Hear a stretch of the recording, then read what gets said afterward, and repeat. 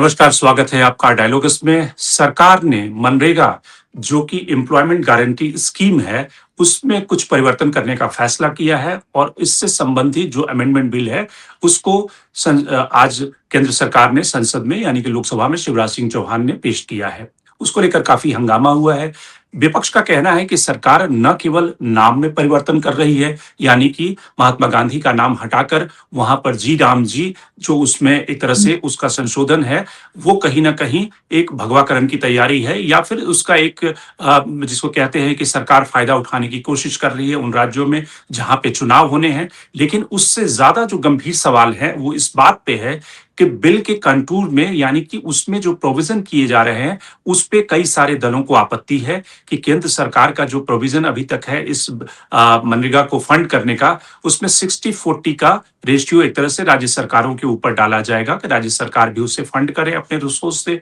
दूसरा कि सरकार का ये कहना है कि जिस तरह से एग्रीकल्चर एक्टिविटी में लेबर की कमी हो जाती है सीज़न में, इसलिए उसको एक तरह से उस लेबर की उपलब्धता को सुनिश्चित करने के लिए इस बिल में प्रोविज़न किए जा रहे हैं। लेकिन कुल मिलाकर इस पे ढेर सारे सवाल उठ रहे हैं कि जो मनरेगा जब इम्प्लीमेंट किया गया था, जब अस्तित्व में आया था, उसका जो ओरिजिनल कॉन्सेप्ट था, क्या उस ओरिजिनल कॉन्सेप्ट से छेड़छाड़ की जा रही है?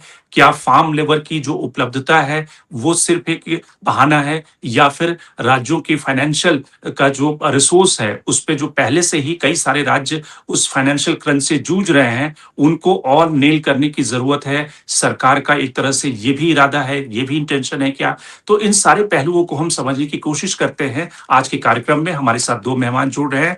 निरंजन पानी साहब हैं, जो कि इकोनॉमिस्ट हैं, वो इस मुद्दे पर अपना राय रखेंगे और साथ ही संजय कुमार जो सीनियर जर्नलिस्ट हैं, उनसे भी समझेंगे कि सरकार का पॉलिटिकल इंटेंशन क्या है इसके पीछे। लेकिन सबसे पहले मानिक साहब आपसे शुरुआत करते हैं। आपको इस बिल की का जो अमेंडमेंट जिसमें चेंज लाया जा रहा है, उसके किस प्रोविज़न पे आपत्ति है?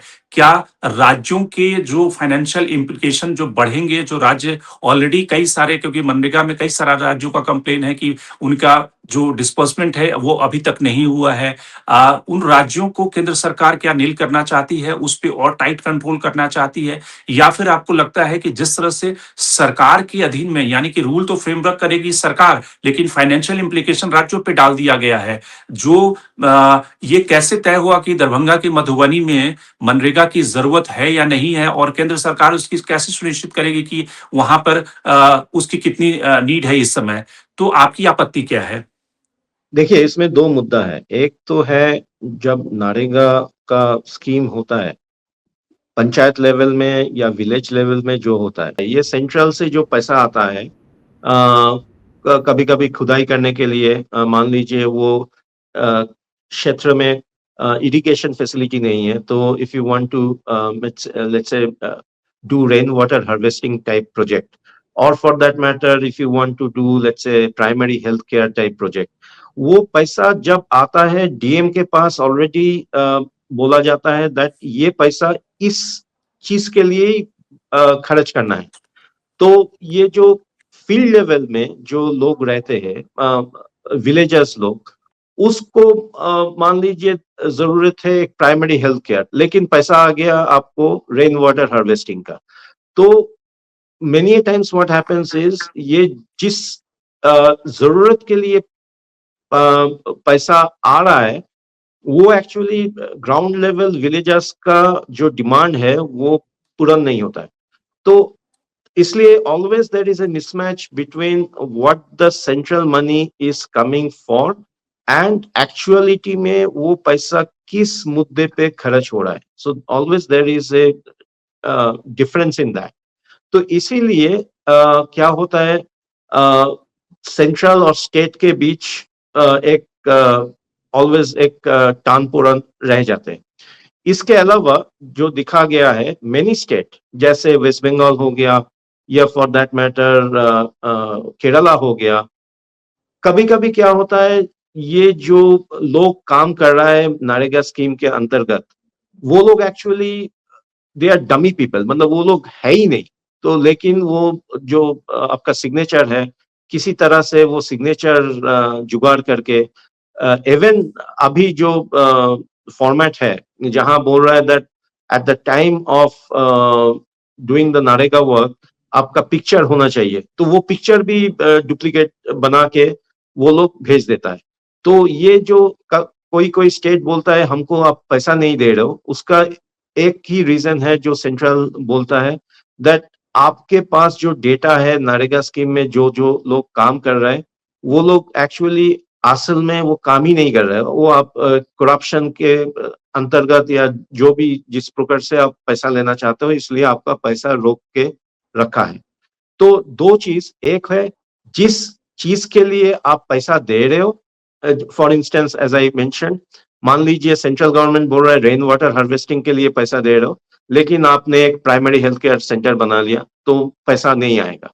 तो यू दूसरा, आर सेइंग कि आप ये कह रहे हैं कि सरकार जो चेंजेस ला रही है उससे ये करप्शन रुक जाएगा और जो फंड का डाइवर्जन है यानी कि जो फंड जिस काम के लिए दिया गया है उससे एक तरह से उस पे पाबंदी लग जाएगी। सेंटर का ये कुल मिला के इंटेंशन है। एग्जैक्टली एग्जैक्टली यही इसके बेसिक आइडिया है फॉर ब्रिंगिंग दिस चेंजेस। आप अगर आप देखोगे they are very categoric in terms of saying that firm level labourers का एमजीआर नरेगा स्कीम में अर्लियर 100 दिन काम करने का था, अभी that has been increase to I think 125। So they are very particular what type of labours will be needed and for what purpose they will be used for, rather than at the state level वो लोग decide करते हैं। कभी कभी क्या होता है, जैसे केरला में या कर्नाटका में देखा गया है, जो लोग ट्रांसपोर्ट का काम करता है, क्योंकि पॉलिटिकल पार्टी के नजदीक होने से क्या होता है, मान लीजिए आपके पास ट्रांसपोर्ट का काम है, वो ट्रांसपोर्ट का काम आप दिखा रहे हो, आप नरेगा के अंडर कर रहे हो, करके आप पैसा ले रहे हो। तो ऐसे टाइप करप्शन बंद करने के लिए मेरा धारणा है that these are the changes they are going to bring. Okay. Sanjay, आपसे समझना चाहेंगे कि आपको लगता है कि इसमें जो चेंजेस हैं उसका जो पॉलिटिकल मोटिव है वो जो बता रहे हैं इकोनॉमिस्ट वो वही है या सरकार जो बता रही है कि जिस तरह से फार्म एक्टिविटी में लेबर की कमी हो जाती है। निश्चित रूप से ये एक बड़ी समस्या है कि जब दोनों सीजन आते हैं तो उस समय लेबर मिलता नहीं है अगर आप रूरल इलाकों में जाएं। लेकिन आपको लगता है कि ये ही एक्चुअल इंटेंशन है या सरकार का इरादा कुछ और है जो कई बार सामने दिखता नहीं है? देखिए, अगर सरकार सीरियस रहती इस बिल को लेकर तो पहले वो डिस्कशन में जाते थे। इतना बड़ा बिल आप ला रहे हैं, ये राइट बेस्ड एक जो कानून था उसको आप रिप्लेस कर रहे हैं नए कानून से, और इसमें इस इम्पैक्ट सारे देश होंगे, ये सारे राज्य होंगे इस देश के। और जब इतना बड़ा चेंजेस आप ला रहे हैं तो एक consultations, basic consultations between states, main stakeholders and the government, central government में होना चाहिए था। सरकार ने ये बेसिक काम नहीं किया। दूसरा, उन्होंने नाम बदलने का मतलब, अगर ये चेंजेस लेकर भी आते और उसका नाम मनरेगा ही रहता तो क्या हर्ज था? उसमें क्या आप ये Viksit Bharat guarantee for renewal something and Ram ji जो भी आप बोल रहे हैं, जो इतना बड़ा नाम जो फिट भी नहीं बैठता कहीं से, और जो कहीं से मतलब पैलेटेबल भी नहीं है, आप वो आप लाकर क्या दिखा रहे हैं इंटेंट? एक तो साफ लग रहा है, देखिए हम तो पॉलिटिकली इसको समझने की कोशिश कर रहे हैं कि ये जो बिल जो जो लाने की कोशिश है वो कांग्रेस सरकार, यूपीए रेजीम का जो एक प्राइम प्रोजेक्ट था जो काफी सक्सेसफुल रहा और जो रूरल एरियाज को रेवोल्यूशनाइज करने में काफी हेल्पफुल रहा, उसको एक ढंग से किल करने की कोशिश है, एक ढंग से खत्म करने की कोशिश है। आप देखिए, अगर आप सही में करप्शंस को उसको खत्म करना चाहते तो और भी सारे सारे जितने भी एक्ट्स हैं, आप जितने भी गवर्नमेंट की स्कीम्स है, सब में करप्शन है, सब में एमपी करप्शन लैट में भी है। एमपी लैट में तो 30% और 40% पहले ही डिसाइड हो जाता है कि भाई किसको यस। बंटवारा होगा, तो एमपी लैट को क्यों क्यों नहीं बंद कर देते? आप देखिए, जो प्राइम मिनिस्टर का जो हाउसिंग वाला स्कीम था उसमें भी जो मैंने ग्राउंड पे रिपोर्टिंग की उसमें ये है कि जिसको मिल रहा था उस स्कीम का फायदा, उससे जो वहां पे लोग ठेकेदार जो उनका नाम डाल रहे थे उस स्कीम के लिए, वो 10,000 कोई 20,000 ऐसे कर करके ले रहे थे। सारे में करप्शन से जो जो में जितना पैसा पहुंचना चाहिए था आम आदमी को घर बनाने के लिए उसका आधा ही पहुंचा। तो करप्शन तो सब में है, तो आपको एड्रेस करने के लिए उसको किल नहीं किया जा सकता। अगर एक एक सही इंटेंशन से कोई प्रोग्राम लाया गया था और वो लोगों को बेनिफिट कर रहा था, रूरल एरियाज में जॉब क्रिएट कर रहा था, तो उसके लिए ये चाहिए था कि आपको उसको स्ट्रेंथन करने का। एक एक तो ये इन्होंने ये नहीं किया। दूसरा, ये इनको क्रेडिट ये नहीं देना चाहते कि यूपीए सरकार ने कुछ ऐसा काम किया, वो नाम बदलना चाहते हैं। और जो एक पैटर्न है इस गवर्नमेंट का, सारे जितने भी स्कीम्स इस गवर्नमेंट ने लाए, पुराने, अब कमोबेश पुराने ही स्कीमों के नया नया नाम है, नए और नए ढंग से लॉन्च किए गए। आप जीएसटी, शुरुआती दौर में जीएसटी को कितना ताम झाम से इन्होंने लॉन्च किया, मिडिल ऑफ द नाइट ये किया, लेकिन कोई कंसल्टेशन नहीं, कोई डिस्कशन नहीं, कोई एक जो होता है जो थॉट, कोई विजन लेकर जीएसटी ये लाना था, बस ये ले आए। लेकिन जीएसटी से कितनी परेशानियां हुई, आप बिजनेस डाउन हो गए, कितने अब अभी तक लोग सफर कर रहे हैं। जीएसटी से स्टेट्स को कितना लॉस हुआ, आपने उसमें भी कंसल्ट नहीं किया। फिर आपने वो लाया, डिमोनेटाइजेशन लाया, पूरा इकोनॉमी का बंटाधार कर दिया आपने, उसमें क्या फायदा हुआ? सरकार अभी तक एक्सप्लेन कर दे कि क्या फायदा। आप बड़े बड़े बिल लेकर आए। इस सरकार का, मैं ये कहने की कोशिश कर रहा हूँ, इस सरकार ने जितने भी मेजर बिल्स, मेजर चेंजेस लाने की कोशिश की, वो विदाउट कंसल्टेशन से, विदाउट वाइडर डिस्कशन से। आप कश्मीर वाला ही बिल 370 हटाने का आप आज दावे के साथ बोल दे बीजेपी, केंद्र सरकार और प्राइम मिनिस्टर मोदी की, उस 370 के हटाने से कश्मीर में क्या चेंज आए? बद से बदतर स्थिति है। अब आप वहां पे, तो आप टूरिज्म अब खतरे पे आ गया है। आप बताइए, वहां पे जो ट्रूप भेजकर आप शांति मेंटेन कर रहे हैं, तो दैट्स नॉट ए शांति। अभी एक रिपोर्ट आया कंसर्न सिटीजन्स का, जिसमें farmer foreign minister Yashwant Sinha और कपिल काक और सब जुड़े हुए थे। उन्होंने जो रिपोर्ट कश्मीर के विजिट के बाद वो लगाया, वो बोल रहे कि जो कश्मीर में जो एलियनेशन का दौर है, वो काफी एक एक एक्सट्रीम पे है। आप अपने ही लोगों को एलिनेट कर रहे हैं, क्या अचीव क्या कर रहे हैं? दूसरा, आपने बॉर्डर खोल दे, बॉर्डर आपका डिस्टर्ब हो गया। तो ये सरकार बताए कि जो आपने इतने बड़े बड़े सारे निर्णय लिए, जो पूरे केवल इंडिया को नहीं, पूरे दक्षिण एशिया पे जो इम्पैक्ट करता है, उसका ये फायदा क्या हुआ? तो उसी ढंग और से दूसरा दूसरा संजय, कि आपको क्या लगता है कि जैसे कि इसमें इसके जो जिस प्रोविजन पे ज्यादा लोगों को आपत्ति है, पोजीशन जो लीडर उनकी आपत्ति है कि भाई राज्यों के पहले से ही पैसे बकाए हैं, उनका सेस का पैसा नहीं मिल रहा है, किसी राज्य का 40,000 करोड़ बकाया है, किसी का 60,000 करोड़ बकाया है। और मोदी सरकार एक तरह से पनिटिव एक्शन के रूप में, जिसको कि राज्यों को इस तरह से भी पनिश करती है कि राज्यों के पैसा को डिले कर देती है, जिस राज्य से उसकी अनबन है, या फिर जहां पे उनका पॉलिटिकल एजेंडा उस राज्य का मुख्यमंत्री पूरा नहीं कर रहा है, या कॉपरेट नहीं कर रहा है, या फिर बीजेपी को दिक्कत हो रही है, तो वैसे राज्य का सेस भी डिले हो जाता है। अब वैसे में अगर आप फाइनेंशियल इम्प्लीकेशन 40% राज्यों के ऊपर डाल दें और उसके रूल्स आप बनाएं और राज्यों को कहें कि आप इस तरह से रूल उसको फॉलो नहीं कर रहे हैं, तो हम आपका पैसा रिलीज नहीं करेंगे, तो ये तो एक फेडरल स्ट्रक्चर में बड़ी तनातनी वाली स्थिति हो जाएगी ना। इसी तनातनी को ये आगे बढ़ा रहे हैं। आप देखिए, जो डिस्ट्रस्ट आज अपोजिशन रूल्ड स्टेट्स और सेंट्रल गवर्नमेंट में है, ये डिस्ट्रस्ट कभी नहीं था।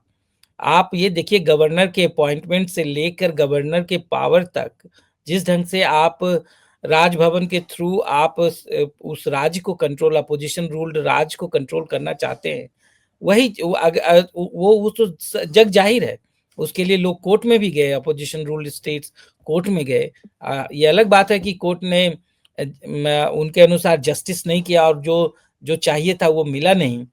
लेकिन बात आज यही है कि अपोजिशन रूल्ड स्टेट्स और सेंट्रल गवर्नमेंट के बीच काफी तनातनी है, कंप्लीट ब्रेकडाउन है ट्रस्ट का। दूसरी बात ये है कि जो ये स्कीम था, इसमें आइडिया ये था कि जो सेंटर कोशिश करेगी रूरल एम्पावरमेंट की, रूरल जॉब क्रिएट करने की, जिससे इकोनॉमिक क्राइसिस खत्म हो और जो गांव देहात में लोग रहते हैं, सेमी अर्बन एरिया में रहते हैं, उनको एम्प्लॉयमेंट मिले। और इसीलिए जो स्कीम था 90-10 का था। और इसके अलावा उन्होंने स्कूल्स वगैरह के भी प्रोग्राम्स यूपीए सरकार में लाए थे, जिसमें सेंट्रल गवर्नमेंट अपने ही फंड करके स्कूल्स खोलने की भी बात थी। उन्होंने खोला भी। तो एक आइडिया था कि जो एक कॉम्प्रिहेंसिव विकास हो, वो आइडिया किल हो रहा है।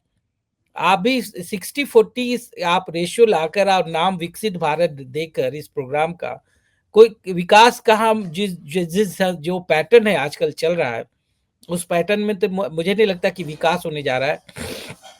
हाँ, ये है कि जो ये प्रोग्राम ज़रूर किल हो जाएगा। आइडिया जो मैं समझ पा रहा हूँ कि ये जो मनरेगा का जो होल आइडिया है, वो कहीं न कहीं खत्म हो जाएगा। उसमें उसमें कोई अब ये जो रूरल एम्प्लॉयमेंट गारंटी स्कीम ये सब अब बचेगा नहीं।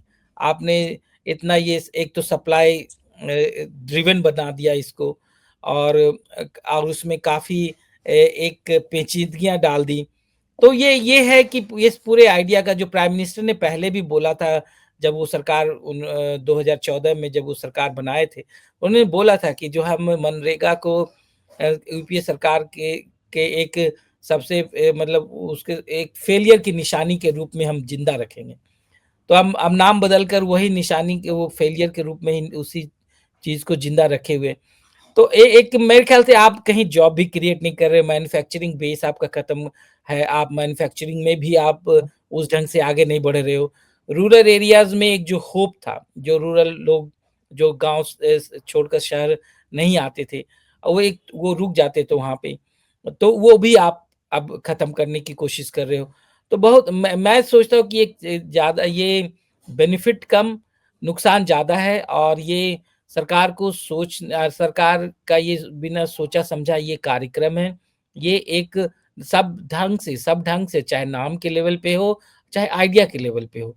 ये दोनों दोनों रूप से ये प्रोग्राम मेरे ख़्याल से ये एकदम फेलियर की तरफ जा रहा है, और इनका सरकार का इरादा इसको एक नए रूप में सक्सेसफुल मॉडल बनाने की कोशिश नहीं है।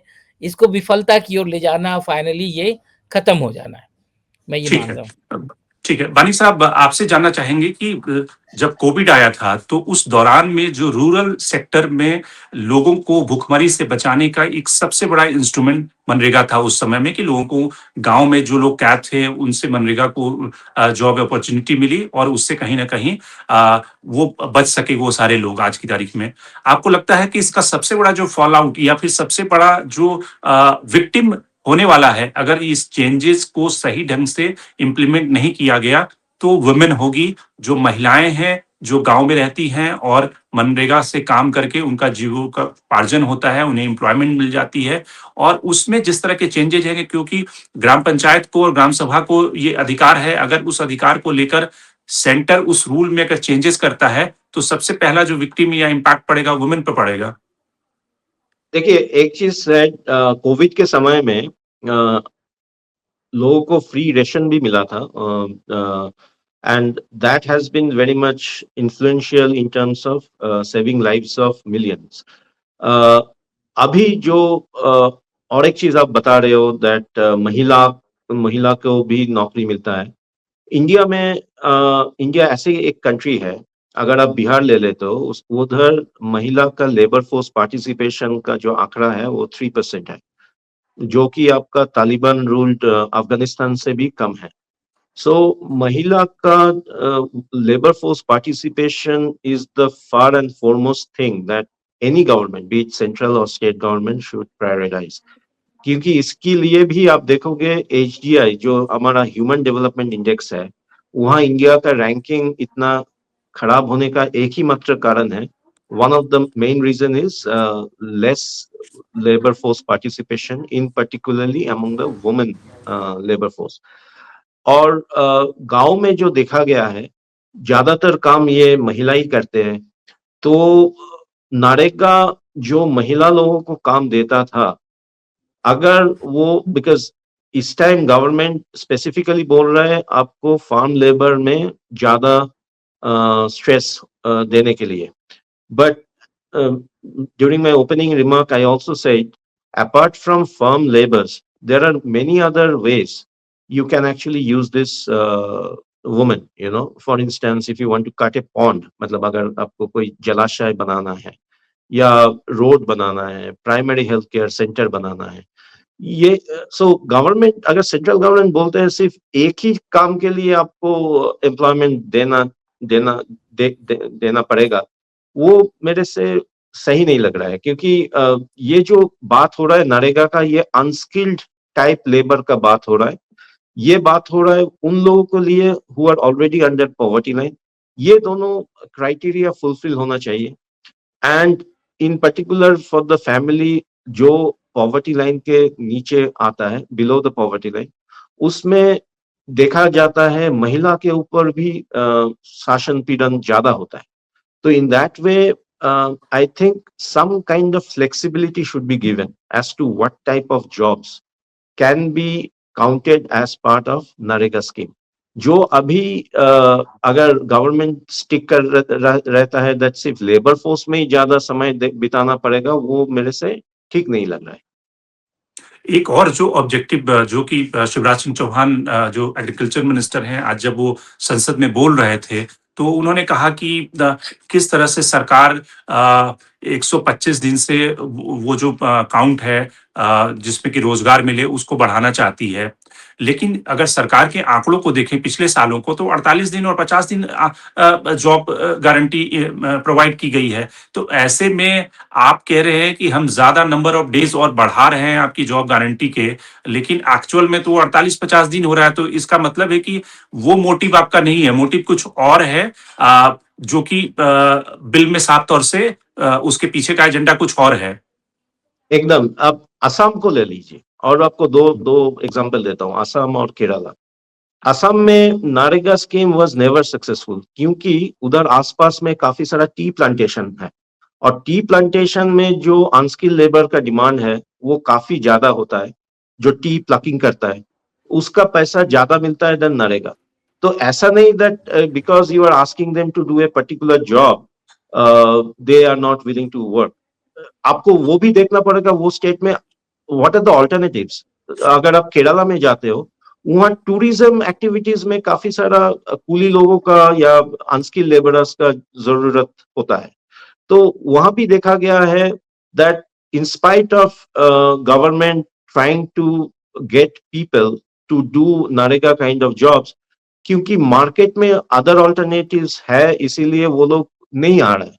वो अपना तरीका से दूसरा काम कर रहा है। ये तो बहुत स्वाभाविक है। अगर आपको दूसरा रोजगार में ज्यादा पैसा मिल रहा है, आप नरेगा टाइप वर्क नहीं करोगे। तो वो भी आपको ख्याल में रखना पड़ेगा that you cannot force people to come into a specific type of jobs. On that way, I think अगर थोड़ा diversification लाते हो, मतलब there are a variety of other jobs which are available, I think that will make much more sense rather than sticking to the point that सिर्फ आपको farm में ही labourer का काम को नरेगा के अंदर लाना है। और एक और जो सरकार की तरफ से ये कहा गया कि जब यूपी की सरकार थी, तो उस दौरान में शरद पवार का भी और जयराम रमेश के बीच में जो लेटर एक्सचेंज हुए, उसमें शरद पवार ये चाहते थे कि उस समय खेती के दौरान जो सीजन होते हैं, उसमें ये नॉन स्किल जो लेबर है उसकी कमी हो जाती है, इसलिए इसको उस दौरान में 2-3 महीने के लिए बाहर रखना चाहिए। इसके अलावा फाइनेंशियल इम्प्लीकेशन को लेके भी उस समय सरकार में एक राय थी कि इसको राज्यों को भी थोड़ी सी फाइनेंशियल वो बर्डन डालना चाहिए। तो आपको लगता है कि सरकार इन सारे पुराने यूपी रेजिम के डिस्कशन को आधार बना के अपने पॉइंट को जस्टिफाई कर रही है, रादर की और इसका बेहतर कोई मॉडल सरकार लेकर आए? क्योंकि उनके जो अपने ऑर्गेनाइजेशन है, बीएमएस के जो प्रेसिडेंट हैं, भारतीय मजदूर संघ जो आरएसएस का वन ऑफ द एफिलिएट है, उसके प्रेसिडेंट से मैं बात कर रहा था, तो उनका ये कहना था कि भाई हमारी तो डिमांड है कि इसको आप 200 दिनों तक ले जाओ, और ये अर्बन सेंटर में भी होना चाहिए। तो इस तरह का उसमें रिफॉर्म करके और इसको बेहतर अनएम्प्लॉयमेंट को, डिस्ट्रेस को दूर करने के लिए और इसमें कुछ अच्छे चेंजेस किए जा सकते हैं। देखिए, नरेगा स्कीम अगर आप देख रहे हैं, even during the UPA times, which are the states where Narega were more successful? These are the states which are in terms of per capita state GDP was very poor. जैसे बंगाल हो गया, जैसे उड़ीसा हो गया। क्योंकि अगर आपके स्टेट में और दूसरा कुछ ऑल्टरनेटिव्स नहीं है, आप तब only then you will come to NREGA type of work. Because अगर जैसे मैं आपको केरला और असम का एग्जांपल दिया, अगर आपका ऑल्टरनेटिव है southern states में Narega was never successful because southern states in India are more progressive state. वहाँ का per capita income ज्यादा हो रहा है. सदर्न स्टेट्स में जैसे मैं आपको कर्नाटका का एग्जांपल दिया, जैसे आपका पहले बोला हूं, वहां क्या होता था, जिसके पास ट्रक का लॉरी का बिजनेस है, वो ग्राम पंचायत का लीडर के साथ इन कनाइवेंस वो नरेगा का पैसा देश टू चैनल, यू नो.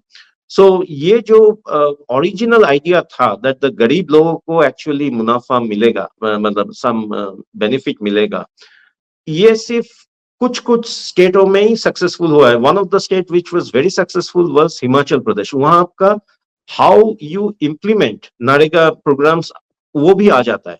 सो एक तो हो गया करप्शन, एक तो हो गया टाइप ऑफ वर्क, एक तो हो गया आपका what are the alternatives employment जो आपको मिल रहा है या नहीं मिल रहा है, एक तो हो गया दैट अगर आप दूसरे इंस्टेंस में पंजाब ले लीजिए, पंजाब में भी जो देखा जाता है, बहुत सारा labourers from eastern part of India, Bihar, Bengal से लोग जाता है पंजाब में काम करने के लिए. उधर क्या कृषि क्षेत्र में भी आप अगर देखोगे, the wage of the people working in the private firm, उसका पैसा ज्यादा है then the people who are working in the NREGA type work, you know. सो ये सब मतलब ये सिर्फ एक एरिया में इट्स सेंट्रलाइज नहीं होता है, मतलब there are various factors that one need to. सो ये जो रिफॉर्म की बात कर रहे हैं आप लोग, दैट 100 से ज्यादा 125 दिन हो गया, 125 दिन से 200 दिन हो गया, I don't think that is reform. Reform अगर आप सच में मानना चाहते हो, आपको देखना पड़ेगा whether that particular village is getting the type of work which is needed for that particular village. जैसे कोई कोई विलेज में अगर आप लोगों से बात करते हैं, वो लोग बोलेगा मेरे को वो रोड नहीं चाहिए, मेरा रोड ऑलरेडी है, आप मेरे को एक स्कूल दे दो, या आप एक मेरे के लिए, हमारा यहाँ इरिगेशन फैसिलिटी नहीं है तो एक रेन वाटर हार्वेस्टिंग कर दो. तो I think it should be, जैसे गांधी जी बोला था, it should be bottom up approach rather than top down approach. अभी जो नरेगा हो रहा है, आपका सेंट्रल पूरा डिसाइड कर रहा है क्या होना है, कितना दिन काम करना है, रेट भी वो डिसाइड कर रहा है. इसमें जो हम लोग मतलब अगर आप स्टडी करते हो, जो देखेंगे, इसमें they are actually making corruption much more viable, you know, because जब अगर आप एक सेक्टर में पैसा देना चाहते हो उस जिसका जरूरी नहीं है, तो स्टेट गवर्नमेंट में क्या होगा, वो जो पॉलिटिकल दादा लोग हैं वो वैसे ही टाइप स्कीम बना के सेंट्रल से पैसा मांगेगा, और सेंटर बोलेगा दैट आपका डेटा फर्ज है इसलिए पैसा नहीं दे रहा.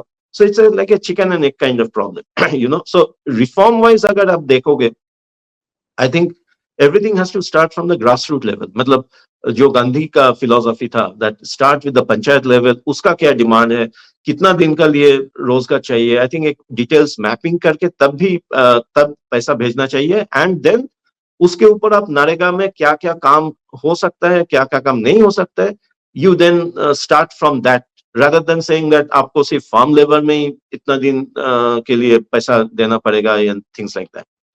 बिल्कुल। एक अंतिम टिप्पणी संजय आपसे कि शशि थरूर इज बैक. तो शशि थरूर ने आज जो नरेगा के ऊपर जो कमेंट की है उसमें उन्होंने किस तरह से एक पुरानी फिल्म का हवाला दिया और कहा कि राम का नाम बदनाम मत करो. तो इस तरह की शशि थरूर का जो अटैक था एक तरह से सरकार के ऊपर, आपको क्या लगता है कि ये एक ट्रेजरी बेंचेस की तरफ से भी या एग्रीकल्चर मिनिस्टर की तरफ से जिस तरह से गांधी के नाम को रिप्लेस करने का अगर नैरेटिव जाएगा, तो ये भी कोई बहुत अच्छा नैरेटिव नहीं एक तरह से समझा जाएगा, क्योंकि गांधी तो प्रधानमंत्री नरेंद्र मोदी भी उनको बार बार कोट करते हैं गांधी, और इस देश में गांधी के प्रति लोगों की जो श्रद्धा है, वैसे में ये नैरेटिव अगर लंबा खींचेगा तो सरकार के लिए भी बहुत अच्छा पॉलिटिकली नहीं है.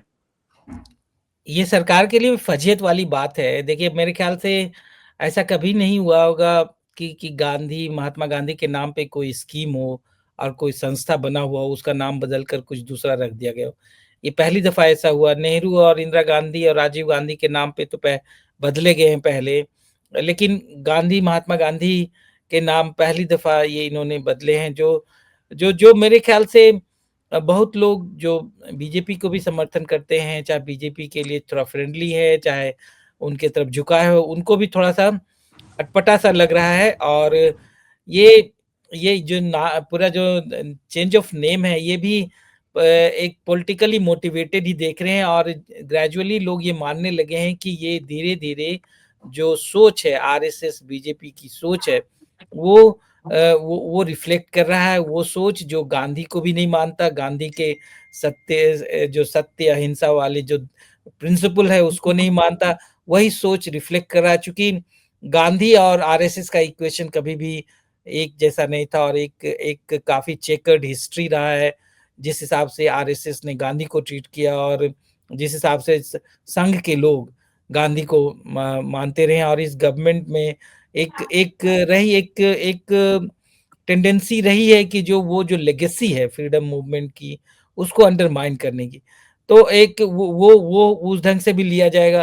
तो मेरे ख्याल से ये इन्होंने ऑप्टिक्स के रूप में भी, अगर आप प्रोग्राम का छोड़ दीजिए, कंटेंट और जो आइडिया है उसको किल करने का, चाहे उसको बचाने का, उसको छोड़ भी दें, नाम बदलने का ही जो जो ये है, ये ऑप्टिक्स, ये भी सरकार के लिए फेवरेबल नहीं है।